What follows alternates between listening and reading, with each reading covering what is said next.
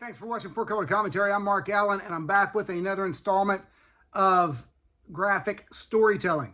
And this is another issue of Thor. In fact, it's Thor number 382.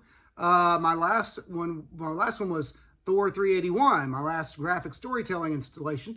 And this is a book not from 1987 by writer Walt Simonson and artist Sal Buscema. And all I can say is that Walt and Sal were on they're kind of on a tear. This is a great storyline, kind of the, the Trials of Thor type of storyline. I don't want to give anything away because it's a great, this right here is one of my all-time favorite Thor books, Thor comics and it's from the 80s. And so, but it's great. The only tidbit I'll give you is Thor gets trapped in the destroyer armor and gets to take some long-awaited revenge, set some things right on Hela and Loki. But I am going to show you an end panel here that goes along with the graphic storytelling that when I saw it, this was 1987.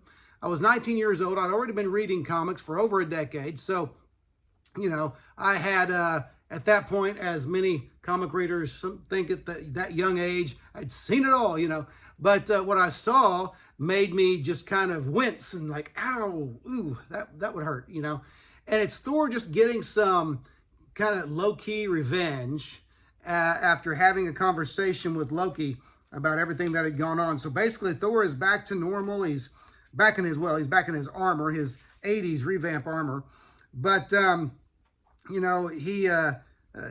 and Thor, he and Loki kind of come together, and after all the machinations and all the water under the bridge, they're kind of agreeing to, Thor even tells him, Loki's kind of like, do you have anything, you want to do? You looking to get even? You're going to bore me to death? What is it?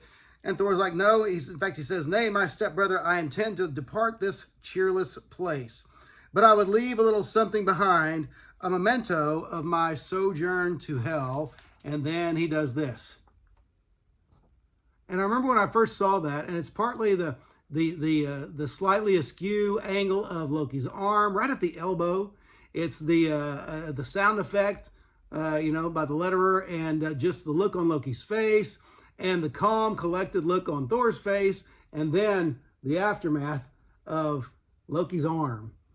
I remember just feeling chills, whenever I saw that, not expecting that. And that's, of course, exactly what storytellers go for. They do want to shock you and surprise you. But, of course, the whole point of graphic storytelling is to point out those times when the comics were still under the Comics Code Authority, but managed to shock in a good way, okay, without blood and gore and a lot of that kind of thing. It's the stuff that's become just kind of commonplace now. But I just thought that was a really neat, a really neat moment. That sounds strange to say that. Shocking moment, but great storytelling by Simonson and Buscema. And then, of course, Thor leaves. He's all happy. Got a smile on his face and everything. And off to the next adventure. So anyway, thought that was a great, by the way, this and the story before it, 381, and issues before that. This is just a great storyline where Thor was, he was kind of jousting with Hela and Loki and just the machinations and everything, and just great. This is a great culmination of great story, and it's very satisfying. But anyway, it is graphic storytelling. It is Thor, issue number 382, the 300th, giant size 300th anniversary issue from 1987. It's great graphic storytelling. I encourage you to go out there and find it. It's not going to be expensive. Find it, read it, enjoy it, and thanks for watching Four Color Commentary.